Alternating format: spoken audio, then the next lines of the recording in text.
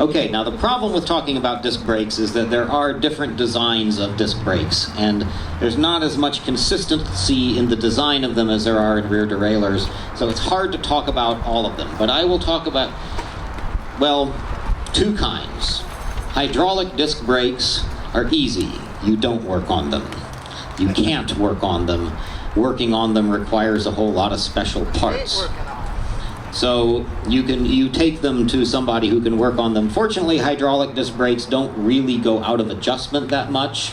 They adjust themselves, and if they don't set up right, there's not quite anything you can really do about it. Like if one of the brake shoes is dragging, there are tricks that I know, and if you got that problem with a hydraulic disc brake, give me a call. I can make some suggestions, but it's not real easy to work on hydraulic disc brakes. Any of you with cat trikes probably have BB7 brakes. Avid BB7 cable-operated brakes are the best cable-operated brakes. Avid BB5s are okay, and then there's a whole zoo of sort of other kinds. If you ever want to spend a little money on your bike and get a nice crisp feel, I recommend changing to Avid BB7s, and then also when I talk about this particular model of brake, it'll make more sense. But one thing that is generally true about all cable-operated disc brakes is that there's a moving pad and a stationary pad.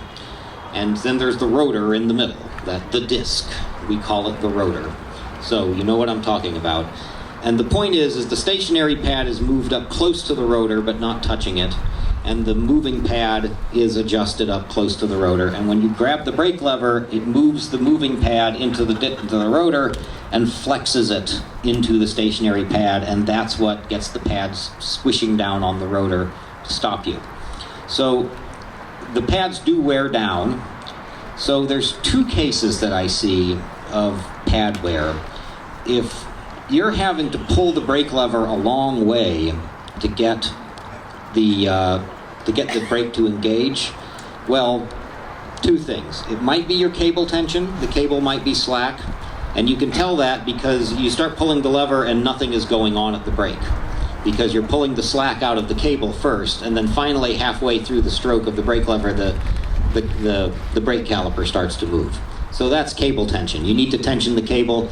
Easy to do. I'm not going to talk you through all of the spatial orientation involved in counterclockwise when you're looking from this direction, but all you're doing is tensioning the cable. Or, more likely, you have to adjust the pad in.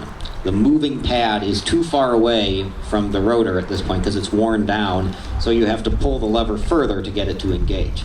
The brake stops fine, it's crisp stop, but you just have to pull the lever a long way. That problem is probably in the moving pad. If the brake is engaging quick enough, but it's just soft and squishy, the problem is with the stationary pad. The moving pad's hitting the rotor quick enough, but it has to bend it really far over to actually engage that stationary pad. That's a case of the stationary pad being too far away. On trikes, where you have two brake levers operating two separate disc brakes, you can get the brakes out of balance. One test I always make is when I grab the brakes, I want to lift the rear wheel. That's not something you really want to do in practice. Just like you don't want to skid your wheel on your bicycle, but you want your brakes to be strong enough to be able to skid the wheel. I don't want to lift the rear wheel on a tricycle when I'm stopping, but I want my brakes to be balanced enough that it will lift, that it won't fishtail. You know, the right one engages real strong and the trike spins. That can be a dangerous condition. So you can adjust the balance of the brakes. I have found the best way to adjust the balance of the brakes is by moving that stationary pad. The stronger brake needs to be a little squishier, or the squishy brake needs to be a little stronger. I would say if you hear a little bit of rubbing from the disc brake pads, don't worry about it. A little bit of rub doesn't slow you down like it does with a rim brake. It's different sort of material.